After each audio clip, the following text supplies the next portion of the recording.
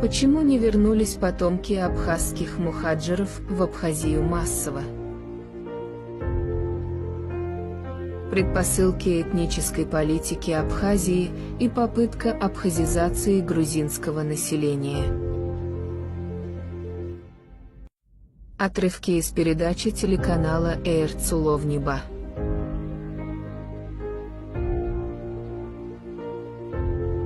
Теймур Сгланцеладзе, доктор филологических наук, профессор, отвечает на вопросы журналиста Георгия Мерибашвили.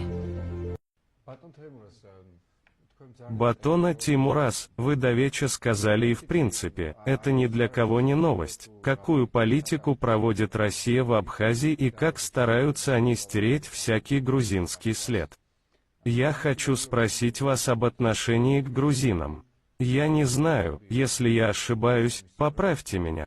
В последнее время существует такая тенденция и попытка, что галльским грузинам предлагают, чуть мягче сказано, в частых случаях даже принуждают, заставляют переделывать грузинские фамилии на абхазский лад. Что вы скажете об этом? Есть такая тенденция? Да, можно сказать, что это не тенденция, а уже политика.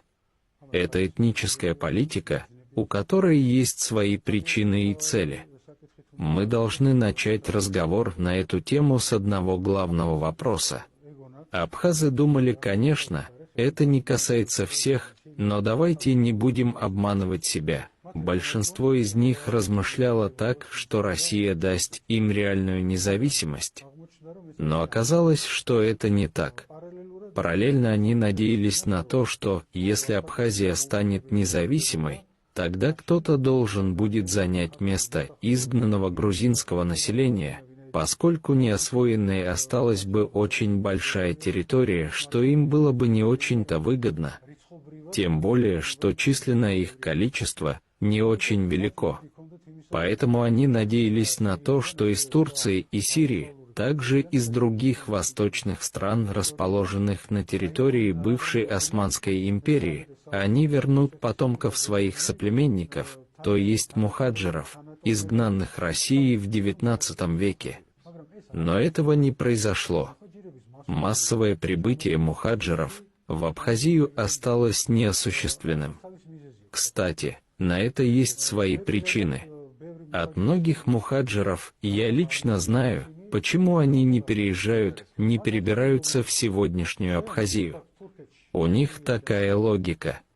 У нас, скажем, в Турции или Сирии или где-то уже устроена наша жизнь. Мы живем здесь уже несколько поколений. Здесь у нас есть могилы наших предков, у нас на этой территории есть бизнес, здесь у нас есть наше хозяйство, здесь есть наша родня и так далее. Вот, все это мы должны оставить и уехать туда, где пока не выяснено, что происходит. Это прагматические рассуждения. К этому добавляется еще один фактор, который они подчеркивают. Потомки мухаджиров говорят: если мы уйдем отсюда, куда мы должны пойти? Наши предки были изгнаны русскими, они и ныне господствуют там, в Абхазии, и нам снова к русским вернуться, что ли? Нам стать их рабами? Естественно, у них возникают такие логичные вопросы. Поэтому после войны, в протяжении последних 20-23 лет в Абхазии очень мало абхазов вернулось из других, восточных стран, что оказалось недостаточно для изменения демографической ситуации в пользу абхазского народа. Сегодня в Абхазии, практически, как видно из всех данных, большинство армяне. Самыми многочисленными на сегодня кажутся армяне. Второе и третье место делят абхазы и грузины, которые представлены примерно в равном количестве. Естественно, сепаратистам не способствует то, что абхазы и грузины были на одном уровне по численности, и даже многочисленность армян им не очень приемлема, но они ничего не могут сделать с армянами, поскольку у них есть, скажем в кавычках, благодарность к батальону Баграмяна, который устроил страшное происшествие грузинам во время войны. Поэтому они и не хотят воевать с ними. А Россия совсем не заинтересована, чтобы Абхазия стала действительно Абхазской республикой. Поэтому единственное, что остается, они должны придумать такой способ, что позволит им увеличить численность абхазов. Этот поиск привел их к тому выводу, что создали так называемую научную теорию. Кстати, в этом очень активен Тимур Ачукба-Абхаз, выросший в Батуми. Он историк по образованию. Пока он жил в Батуми, казался нормальным человеком, а сейчас что случилось с ним, я не знаю. А второй также грузин, Арвелот Купрова, который объявляет себя абхазом, однако члены его семьи практически признают себя грузинами.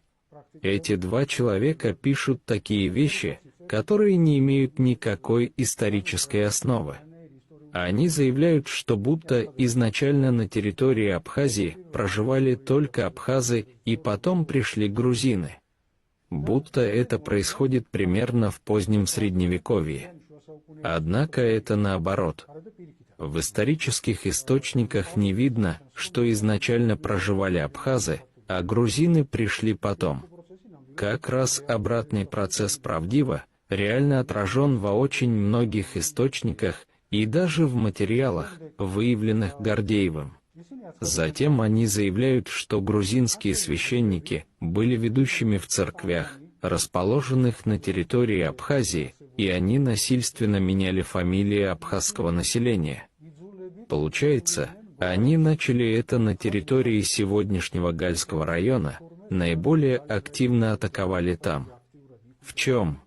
Оказывается, выражалась такая активность священников, будто при крещении, в метрических книгах о крещении, священники записывали крещенному ребенку грузинские фамилии взамен настоящей абхазской фамилии. У них нет никаких доказательств на это. Нет такого прямого сведения о том, что грузинские священники совершали такую мерзость. Это их выдумка, придумана этими двумя людьми. Вот, теперь на это опирается их политика. Они говорят гальским и ачамчерским грузинам: ваши предки были абхазами, поэтому вы должны вернуться к своей национальности. Вы должны стать нашими. Для этого вы должны изучить абхазский язык, сменить национальность и стать неотъемлемой частью абхазского народа, и мы вместе должны строить единое, абхазское, независимое государство. Сейчас идет этот процесс, пока результата нет, но чем больше времени пройдет, временщики всегда найдутся, и это, несомненно, будет иметь какие-то последствия. Поэтому, например, я бы попросил наши власти обратить особое внимание на этот вопрос на тех встречах, которые систематически проводятся в Женеве, а также в других местах, когда вместе с представителями абхазской стороны происходит обсуждение проблем, существующих в Абхазии. На их месте я бы вставлял этот вопрос на каждой встрече и не отставал бы до тех пор, пока они не перестанут предпринимать эти демагогические политические шаги против этнического понимания тамошних грузин. დემაგოგიური პოლიტიკური ნაბიჯების გადადგმა იქაური ქართველების ეთნიკური შეგნების წინააღმდეგ.